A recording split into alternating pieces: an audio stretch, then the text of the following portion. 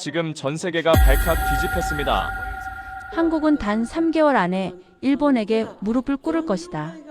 미국 백악관은 4년 전 한국의 반도체 산업을 보고 이렇게 호언장담했는데요. 4년 후 한국을 비웃던 일본인 학자 앞에서 MIT 교수가 단 하나의 그래프를 띄우자마자 충격적인 진실이 밝혀졌습니다. 실제 일본의 반도체 점유율은 하락한 지 오래였고 일본의 35년 독점을 단 4년 만에 뒤집은 나라는 전혀 다른 곳이었습니다. 도대체 누가 인공지능 시대를 이끌 반도체 점유율을 빼앗아 온 걸까요? 왜 미국과 일본의 예측은 완전히 빗나간 걸까요? 그 충격적인 이야기 지금 바로 시작하겠습니다. 그 전에 잠깐 1초 만에 누를 수 있는 좋아요 버튼을 꾹 눌러주시면 영상 제작에 아주 큰 힘이 됩니다. 그럼 바로 시작하겠습니다.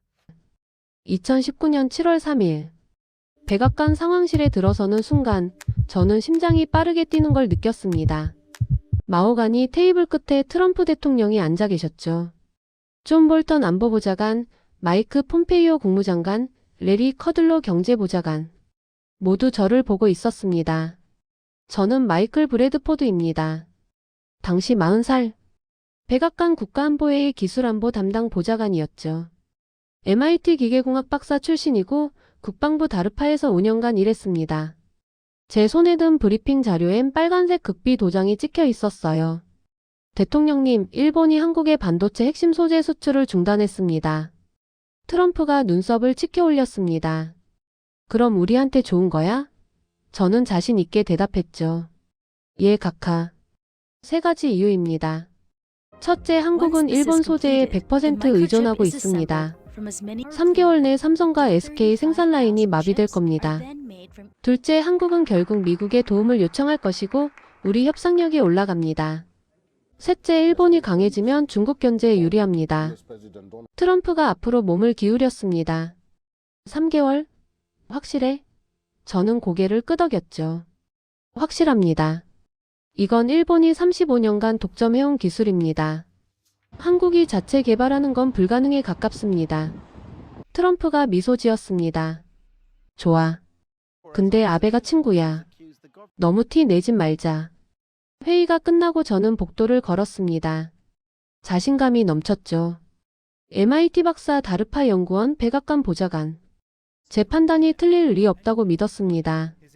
그런데 6년이 흐른 2025년 2월 저는 지금 보스턴 MIT 강의실 앞에 서 있습니다. 눈이 내리는 아침이에요. 손이 떨립니다. 강의실 문 앞 안내문에 이렇게 적혀 있거든요. 특별 강연 기술 패권의 재편, 왜 우리는 한국을 다시 봐야 하는가. 한국. 그 단어만 봐도 가슴이 철렁 내려앉습니다. 6년 전 제가 쓴 보고서가 떠오르거든요. 한국은 3개월 내에 무릎 꿇는다. 그런데 지금 이 강의는 뭡니까? 왜 한국을 다시 봐야 한다는 겁니까? 저는 현재 조지타운대 국제관계학 교수입니다. 백악관을 떠난 지 5년째죠. MIT 최고 경영자 특별과정에 등록한 건 네트워킹 때문이었어요. 새로 배울 건 없다고 생각했습니다. 그런데 하필이면 이 강의라니. 가방 속엔 서류가 들어 있습니다. 트럼프 2기 국가안보회의 복귀 제안서. 대통령이 재선됐으니까요. 곧 복귀하면 6년 전 보고서를 재검토해야 합니다. 그게 두렵습니다. 만약 제가 틀렸다면. 문을 열었습니다. 200석 강의실이 꽉 차 있었어요. MIT 학생들, 하버드 연구원들, 심지어 펜타곤에서 온 분석관까지. 이렇게 많은 사람이 한국 강의에 왔다고요? 저는 중간쯤 자리에 앉았습니다. 옆자리에서 누군가 말을 걸었어요. 실례합니다. 자리 있나요? 일본어 억양이 섞인 영어였습니다. 30대 중반쯤 되어 보이는 남자였죠. 네, 앉으세요. 남자가 명함을 건넸습니다. 타카하시 켄지입니다. 도쿄대에서 왔어요. MIT 교환연구원입니다. 우리는 자연스럽게 대화를 나눴습니다. 둘 다 한국에 대해 비슷한 생각을 갖고 있었거든요. 타카하시가 말했죠. 솔직히 한국이 뭐가 대단해요? 다 우리 일본 기술 배운 거잖아요. 저도 속으로 동의했습니다. 맞아. 6년 전 내 판단이 맞았을 거야. 강의실 앞문이 열렸습니다. 백발의 60대 남자가 들어왔어요. 리처드 웨버 교수. 전 인텔 최고 기술 책임자이자 MIT 석좌 교수입니다. 실리콘밸리의 살아있는 전설이죠.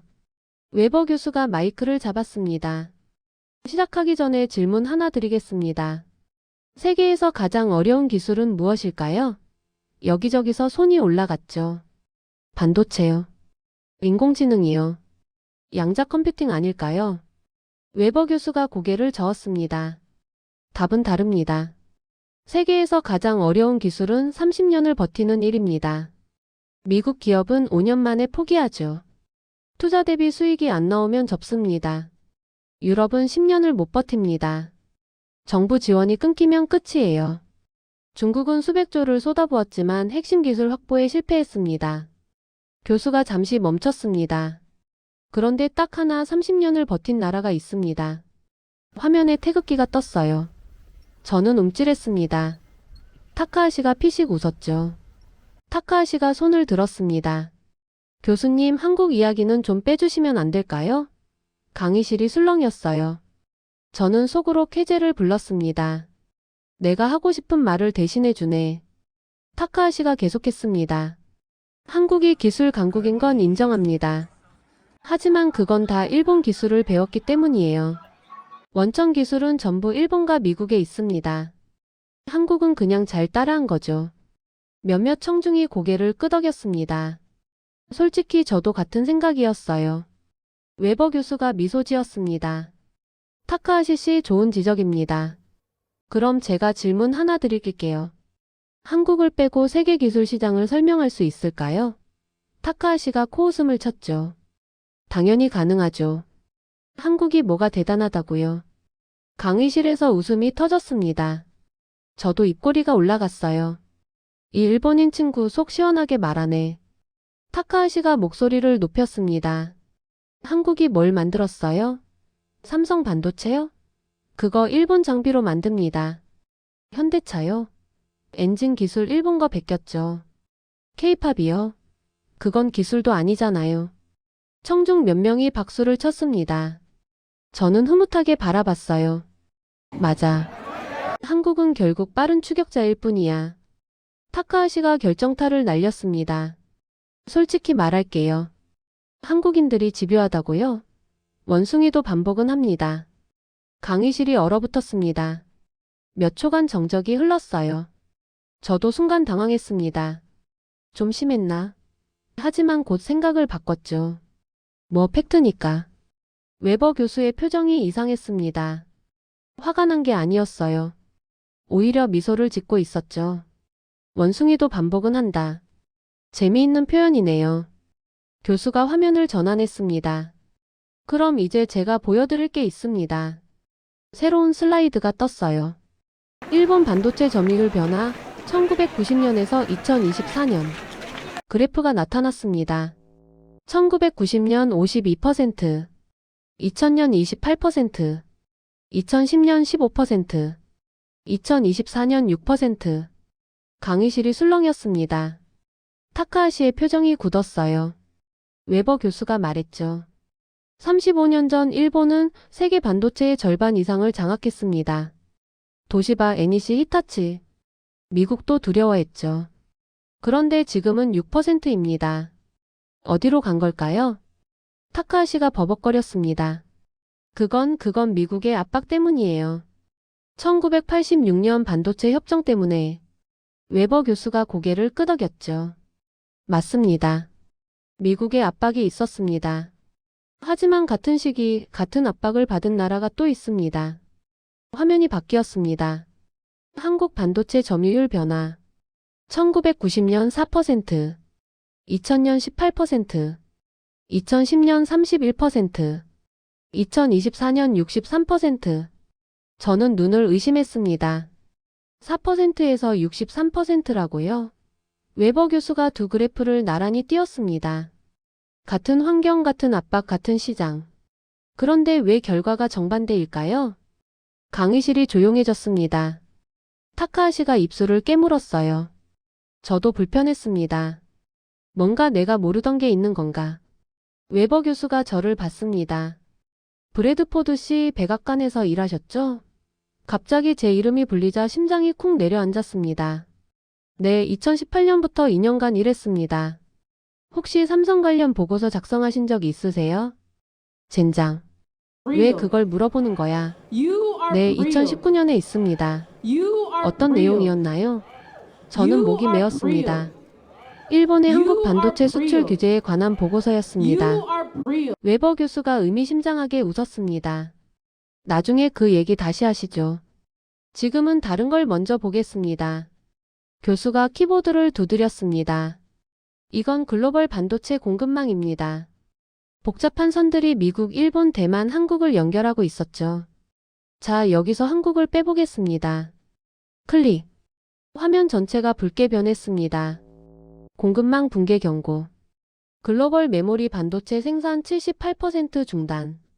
스마트폰 생산 60% 감소. 인공지능 칩 공급 불가.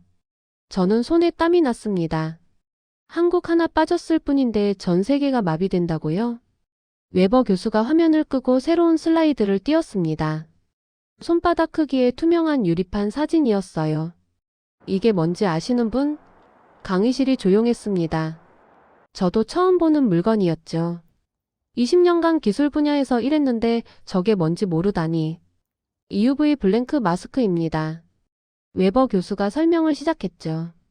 반도체를 만들려면 회로 패턴을 웨이퍼에 새겨야 합니다. 그 패턴을 담고 있는 게 마스크예요. 최첨단 공정에 쓰이는 게 바로 이겁니다. 가격이 얼마인 것 같으세요? 누군가 대답했습니다. 몇백만 원이요? 교수가 고개를 저었죠. 1억 2천만 원입니다. 강의실이 술렁였습니다. 그리고 이게 없으면 반도체 공장 전체가 멈춥니다. 타카하시가 손을 들었습니다. 그거 일본이 세계 1위 아니에요? 우리 호야랑 시네츠가 독점하고 있잖아요. 웨버 교수가 고개를 끄덕였죠. 맞습니다. 35년간 일본이 100% 독점했습니다. 타카하시의 표정이 밝아졌습니다. 그것 봐요. 핵심 기술은 일본이 가지고 있다니까요. 가지고 있었죠. 교수의 말에 타카하시가 움찔했습니다. 무슨 뜻이에요? 웨버 교수가 화면을 넘겼습니다. 먼저 이 기술이 왜 어려운지 설명드릴게요. 첫 번째 조건. 표면 거칠기 0.1나노미터 이하. 원자 하나 크기가 약 0.1에서 0.3나노미터입니다. 즉 원자 하나만 튀어나와도 불량이에요. 두 번째 조건. 몰리브덴과 실리콘을 40층에서 50층까지 교대로 쌓습니다. 각 층의 두께는 3나노미터. 오차 허용 범위는 0.1나노미터. 세 번째 조건. 결함이 단 하나라도 있으면 전량 폐기입니다. 옆자리 하버드 연구원이 중얼거렸습니다. 미친 거 아니야. 저도 같은 생각이었어요. 이 세 가지를 동시에 만족해야 합니다. 개발 기간만 30년 이상 걸렸죠. 그래서 일본이 35년간 독점한 겁니다. 타카하시가 어깨를 폈습니다. 당연하죠. 그게 일본의 장인 정신입니다. 35년간 한 우물만 파서 이룬 결과예요. 저도 속으로 동의했습니다. 맞아. 이건 한국이 따라할 수 없어. 하지만 4년 전 상황이 바뀌었습니다. 웨버 교수가 말했죠. 타카하시의 표정이 굳었습니다. 4년 전이면 2019년. 네, 일본 정부가 한국의 반도체 핵심 소재 수출을 규제했습니다. 저는 심장이 빠르게 뛰기 시작했습니다. 6년 전 그날. 제가 백악관에서 보고했던 그날 말입니다. 웨버 교수가 화면을 전환했습니다. 당시 일본의 계산은 이랬습니다. 슬라이드에 텍스트가 떴어요. 한국은 핵심 소재를 100% 일본에 의존. 수출 규제하면 삼성 SK 생산 라인 마비. 3개월 내 협상 테이블에 나올 것. 3개월. 제가 트럼프 대통령께 보고했던 바로 그 숫자였습니다. 일본은 확신했습니다. 한국이 무릎 꿇을 거라고요. 타카하시가 끼어들었죠. 당연한 계산이에요. 35년 독점인데 어떻게 대체해요? 웨버 교수가 미소 지었습니다. 그런데 한국은 다르게 생각했습니다. 화면에 한 문장이 크게 떴어요. 없으면 만든다. 한국 정부와 삼성은 즉시 국산화 프로젝트를 가동했습니다. 투자 금액 2조 8천억 원. 참여 인력 4,000명. 목표 기간 5년. 타카하시가 코웃음을 쳤습니다. 5년이요? 일본은 35년 걸렸는데 5년 만에 된다고요? 불가능해요. 저도 그렇게 생각했습니다. 제 보고서에도 그렇게 썼었거든요. 그런데 3년 만에 연락이 왔습니다. 웨버 교수가 말했죠. 삼성에서 블랭크 마스크 양산에 성공했다고요. 강의실이 술렁였습니다. 타카하시가 벌떡 일어났습니다. 거짓말이에요. 35년 기술을 3년 만에요. 말도 안 돼. 교수가 화면을 전환했습니다. 기술 스펙 비교 표가 떴어요. 표면 거칠기 일본 0.1, 한국 0.08, 결합률 일본 0.12, 한국 0.09, 반사율 일본 66.5, 한국 67.2. 저는 눈을 의심했습니다. 한국이 일본을 넘었다고요. 타카하시가 소리쳤죠. 조작이에요. 그런 데이터 어디서 났어요? SI 인터내셔널 공식 보고서입니다. 지금 검색하셔도 나와요. 타카하시가 핸드폰을 꺼내 뭔가를 검색했습니다. 몇 초 뒤 타카하시의 얼굴이 창백해졌죠. 이게 진짜야. 저는 머릿속이 복잡했습니다. 3년. 제가 최소 10년 이상이라고 썼던 그 기술을 3년 만에 해냈다고요. 웨버 교수가 말을 이었습니다. 이게 끝이 아닙니다. 한국은 같은 패턴을 다른 분야에서도 반복하고 있어요. 화면에 거대한 LNG 운반선 사진이 떴습니다. 배 한 척 가격이 얼마인지 아세요? 3,500억 원입니다. 강의실이 웅성거렸죠. 배 한 척이 3,500억이요? 네. 그리고 이 배의 진짜 심장은 여기 있습니다. 교수가 화면을 확대했어요. LNG 화물창입니다. LNG는 영하 163도의 극저온 상태로 운반됩니다. 문제가 뭔지 아세요? 폭발 위험이에요. 기화되면 부피가 600배로 늘어납니다. 밀폐된 공간에서 기화가 시작되면 배가 날아갑니다. 교수가 새로운 로고를 띄웠습니다. 프랑스 회사 GT입니다. 전 세계 LNG 화물창 시장 100%를 장악했죠.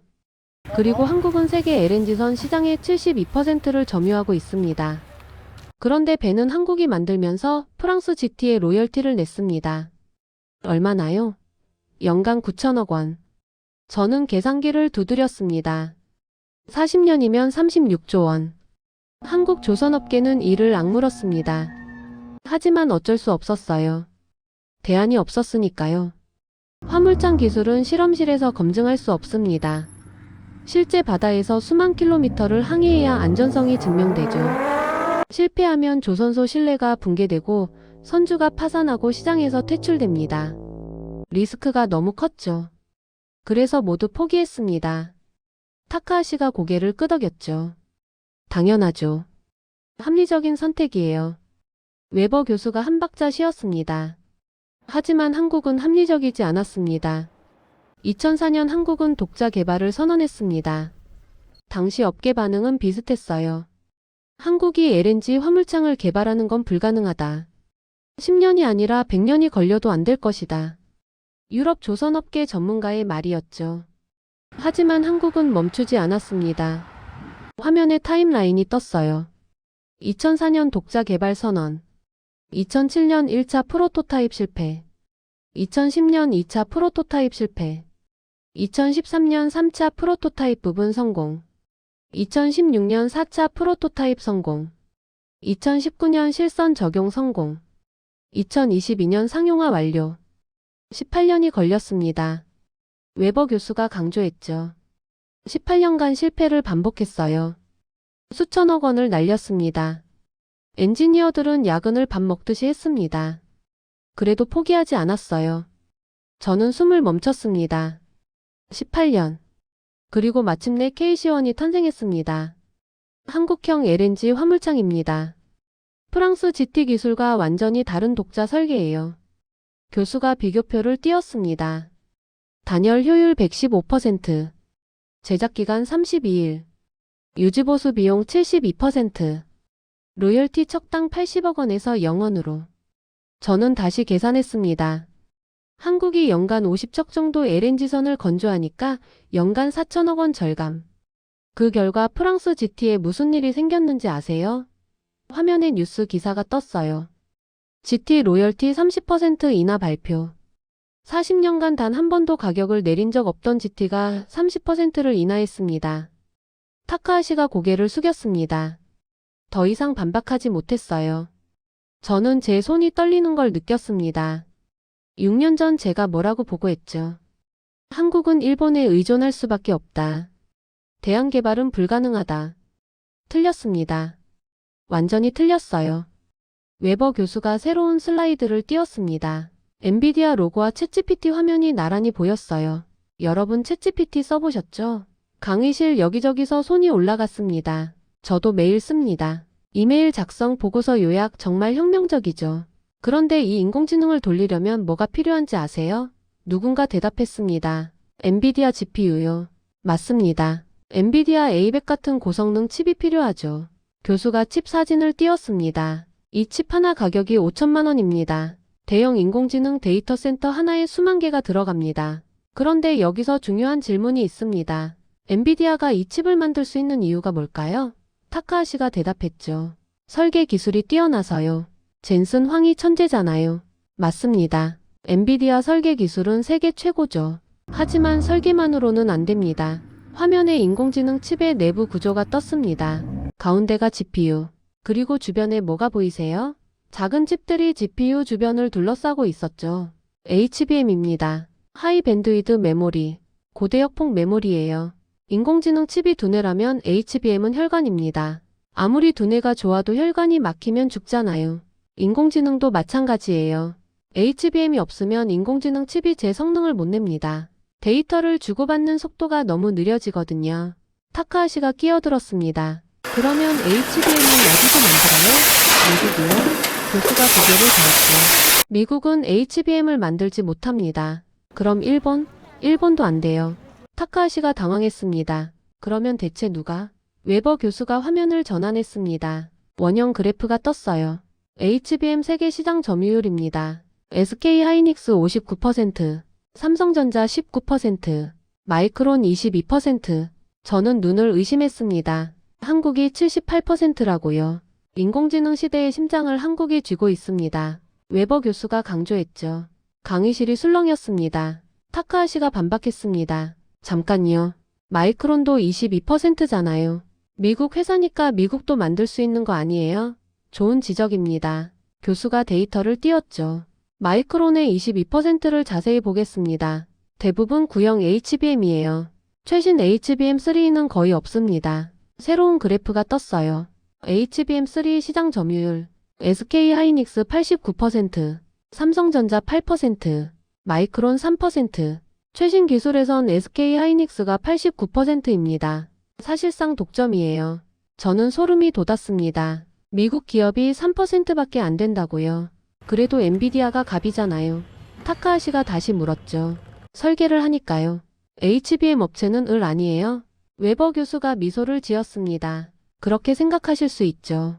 하지만 현실은 다릅니다. 화면에 뉴스 기사가 떴어요. 엔비디아 최고 경영자 젠슨 황 SK 하이닉스 본사 방문. 지난달 젠슨 황이 한국에 왔습니다. 왜 왔을까요? HBM 물량 확보를 위해서입니다. 엔비디아가 아무리 좋은 칩을 설계해도 HBM이 없으면 못 만들어요. 젠슨 황이 SK 하이닉스 최태원 회장을 만나서 뭐라고 했는지 아세요? 화면에 인용문이 떴죠. 한국 없이는 인공지능 혁명이 불가능합니다. 강의실이 조용해졌습니다. 저는 멍하니 화면을 바라봤습니다. 세계 최고 부자 중 하나인 젠슨 황이 한국에 와서 저런 말을 했다고요. 현재 엔비디아는 HBM 물량의 80% 이상을 한국에서 공급받고 있습니다. 대안이 없어요. 타카하시가 중얼거렸습니다. 그러면 한국이 공급을 끊으면? 웨버 교수가 단호하게 말했죠.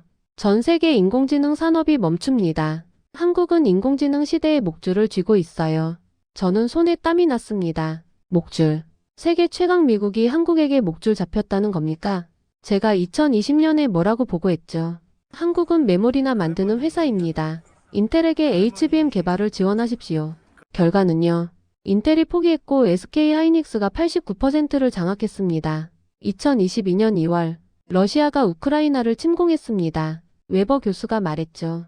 전쟁이 시작되자 유럽에 공포가 퍼졌습니다. 특히 폴란드가 다급해졌어요. 러시아와 국경을 맞대고 있으니까요. 폴란드는 급히 전력을 증강해야 했습니다. 그래서 전통적인 방산 강국들에 연락했죠. 화면에 국가들이 떴어요. 독일, 프랑스, 미국. 독일 레오파드 전차, 프랑스 르클레르 전차, 미국 에이브럼스 전차. 세계 최고의 무기들이죠. 폴란드가 물었습니다. 얼마나 빨리 납품할 수 있냐고요. 교수가 답변들을 보여줬습니다. 독일 36개월 이상 현재 생산 라인이 바쁩니다. 프랑스 48개월 예상 물량 확보가 어렵습니다. 미국 60개월 이상 자국 물량 우선입니다. 전쟁이 코앞인데 3년, 4년, 5년을 기다리라고요? 강의실이 술렁였습니다. 폴란드는 절박했습니다. 지금 당장 무기가 필요했어요. 그때 한국에서 연락이 왔습니다. 대한민국 방위사업청입니다. 저희가 도와드릴 수 있습니다. 폴란드가 물었죠. 납기가 얼마나 되냐고요. 화면에 답변이 떴습니다. 18개월 정신 아픔 보장합니다. 저는 귀를 의심했습니다. 18개월. 독일이 36개월인데요. 웨버 교수가 K2 흑표 전차 사진을 띄웠습니다. 한국이 독자 개발한 3.5세대 전차입니다. 주포 120mm, 최고속도 시속 70km. 성능은 독일 레오파드에 준하고 가격은 30% 싸고 납기는 절반입니다. 폴란드 선택은 뻔했죠. 화면에 계약 내용이 떴어요. K2 전차 1000대 추가 옵션 800대, K9 자주포 672문, FA50 전투기 48대, 총계약 금액 24조 원. 강의실이 웅성거렸습니다. 24조 원이요. 역대 한국 방산 수출 최대 규모입니다. 타카하시가 끼어들었죠. 그건 폴란드가 급해서 그런 거 아니에요? 품질이 좋아서가 아니라. 웨버 교수가 고개를 저었습니다. 폴란드만 그런 게 아닙니다. 새로운 지도가 떴어요. 한국 무기를 수입하는 국가들이 표시됐죠. 노르웨이, 핀란드, 호주, UAE, 인도. 전통적 방산 강국들의 텃밭에 한국이 진입하고 있습니다. 노르웨이는 나토 핵심 회원국이죠. 독일 것만 쓰던 나라입니다. 그런데 K9 자주포를 도입했어요. 호주는 미국의 혈맹이죠.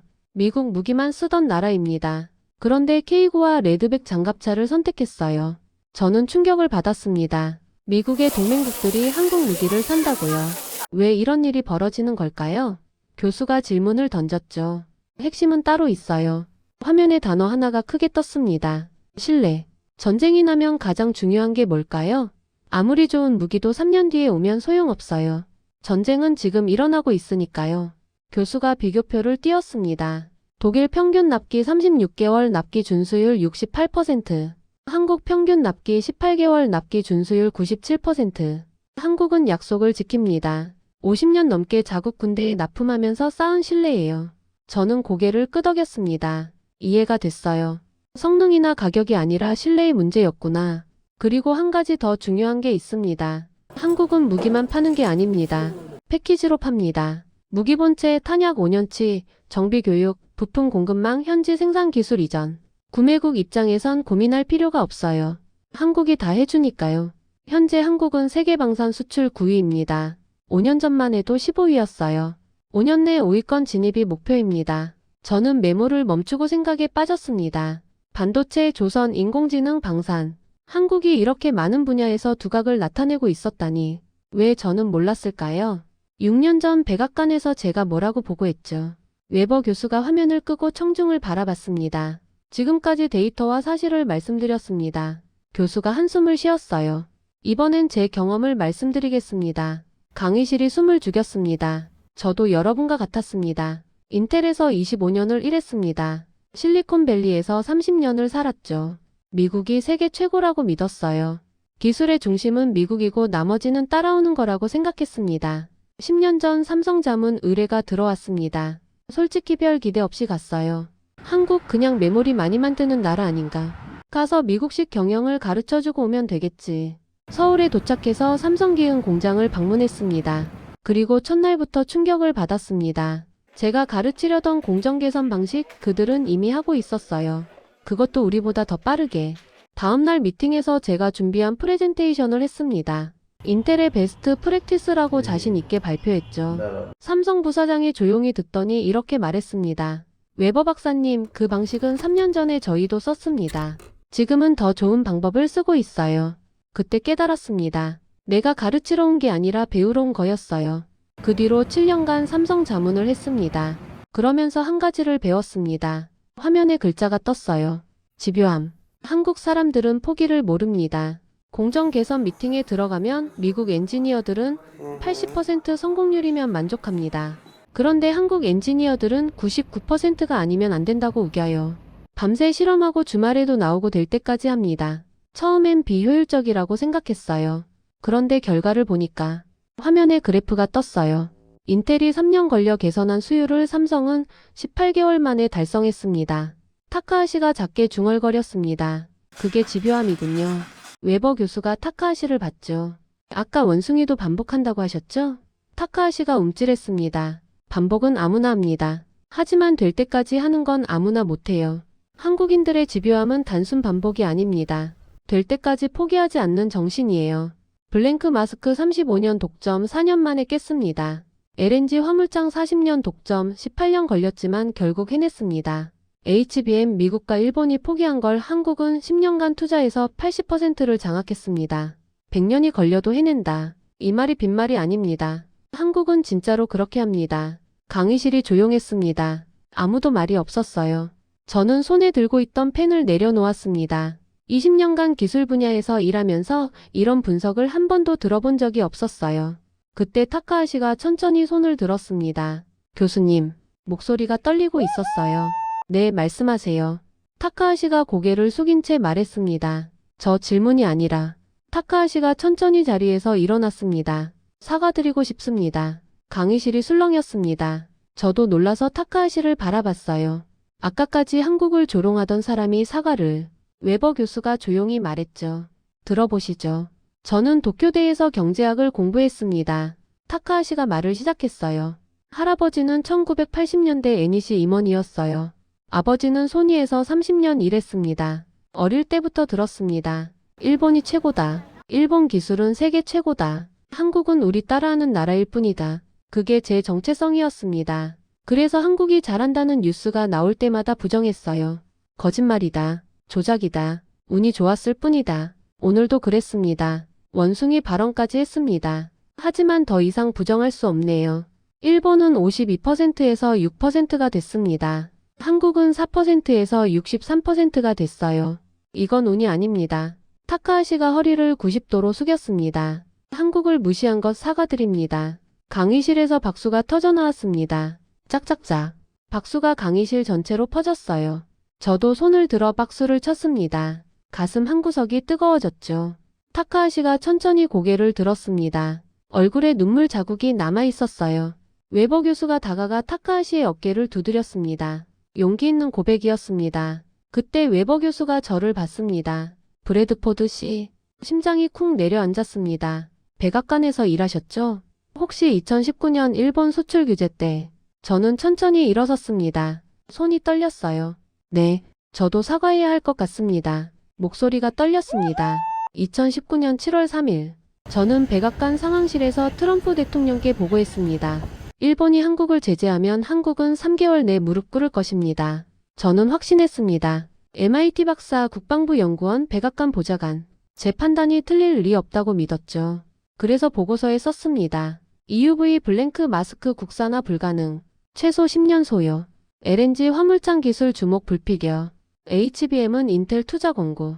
전부 틀렸습니다. EUV는 3년 만에 성공했고 LNG는 18년 만에 독립했고 HBM은 한국이 89%를 장악했습니다. 저는 대통령님께 잘못된 정보를 드렸습니다. 박수가 터져나왔습니다. 강의실 전체가 박수를 쳤어요. 저는 눈물을 닦았습니다. 20년 커리어에서 가장 부끄러운 순간이었지만 동시에 가장 홀가분한 순간이기도 했죠. 웨버 교수가 마지막 슬라이드를 띄웠습니다. 자, 이제 제가 찾은 답을 말씀드리겠습니다. 왜 한국인가? 돈이 많아서? 아닙니다. 미국이 더 많아요. 인구가 많아서? 아닙니다. 중국이 더 많죠. 역사가 길어서? 아닙니다. 일본이 더 길어요. 그런데 왜 한국만 이런 결과를 냈을까요? 제가 7년간 삼성에서 일하며 찾은 답은 하나입니다. 화면에 큰 글씨가 떴어요. 집요함. 하지만 단순한 집요함이 아닙니다. 될 때까지 포기하지 않는 집요함입니다. 35년 독점 4년 만에 깹니다. 40년 독점 18년이 걸려도 결국 해냅니다. 미국이 포기한 HBM 10년을 투자해서 80%를 장악합니다. 100년이 걸려도 해낸다. 이게 빈말이 아닙니다. 한국은 진짜로 그렇게 합니다. 교수가 마지막 문장을 읽었죠. 기술은 시간이 만드는 게 아닙니다. 포기하지 않는 자가 만드는 겁니다. 일본은 35년, 40년, 50년을 자랑했습니다. 하지만 그 시간은 의미가 없었어요. 왜냐하면 한국이 4년, 18년, 10년 만에 따라잡았으니까요. 시간이 아니라 각오의 문제입니다. 한국은 그걸 증명한 유일한 나라입니다. 오늘 강의는 여기까지입니다. 교수가 마이크를 내렸죠. 감사합니다. 박수가 터져나왔습니다. 200명의 박수 소리가 강의실을 가득 채웠어요. 저도 박수를 쳤습니다. 손바닥이 얼얼할 때까지요. 강의가 끝나고 사람들이 하나둘 자리를 떴습니다. 저는 움직일 수 없었어요. 자리에 앉아서 멍하니 강단을 바라봤습니다. 6년간 제가 뭘 놓치고 있었던 걸까요? 복도에서 웨버 교수를 만났습니다. 교수님, 네, 저 한국에 가보려고 합니다. 웨버 교수가 미소 지었죠. 10년 전에도 가셨잖아요. 그때는 가르치러 갔습니다. 이번엔요? 배우러 갑니다. 한 달 뒤, 저는 인천공항에 도착했습니다. 비행기에서 내리는 순간 차가운 공기가 폐를 채웠죠. 10년 만에 한국이었어요. 하지만 이번엔 달랐습니다. 가르치러 온 게 아니라 배우러 왔으니까요. 공항을 나서면서 저는 생각했습니다. 100년이 걸려도 해낸다. 이 말이 무슨 뜻인지 이제야 조금 알 것 같아요. 포기하지 않는다는 건 시간의 문제가 아닙니다. 각오의 문제죠. 될 때까지 한다는 각오. 한국은 그걸 증명했어요. 그리고 저도 배울 수 있을 거예요. 될 때까지 하는 방법을요. 택시를 잡아타며 기사에게 말했습니다. 삼성전자 본사로 가주세요. 기사가 고개를 끄덕였죠. 네, 30분 정도 걸립니다. 저는 창밖을 바라봤습니다. 서울의 스카이라인이 눈에 들어왔어요. 10년 전과 많이 달라져 있었습니다. 더 높아지고 더 빛나고 있었죠. 가방 속에는 2개의 서류가 들어 있습니다. 삼성전자 방문 일정표와 트럼프 2기 국가안보회의 보고서 초안. 제목은 기술 패권의 재편 한국 재평가입니다. 그리고 첫 문장을 썼습니다. 각하 2019년 제가 드린 보고는 틀렸습니다. 한국은 3개월 만에 무릎 꿇지 않았습니다. 오히려 4년 만에 독립했습니다. 이제 올바른 보고를 드리겠습니다. 한강이 보였습니다. 햇살에 반짝이고 있었어요. 저는 미소를 지었습니다. 새로운 시작이었습니다. 100년이 걸려도 해낸다. 이제야 그 말의 무게를 압니다. 포기하지 않는다는 건 시간의 문제가 아닙니다. 각오의 문제죠. 한국은 그걸 증명했습니다. 이제 저도 배울 차례입니다. 그리고 트럼프 대통령님께 제대로 된 보고를 드릴 차례입니다.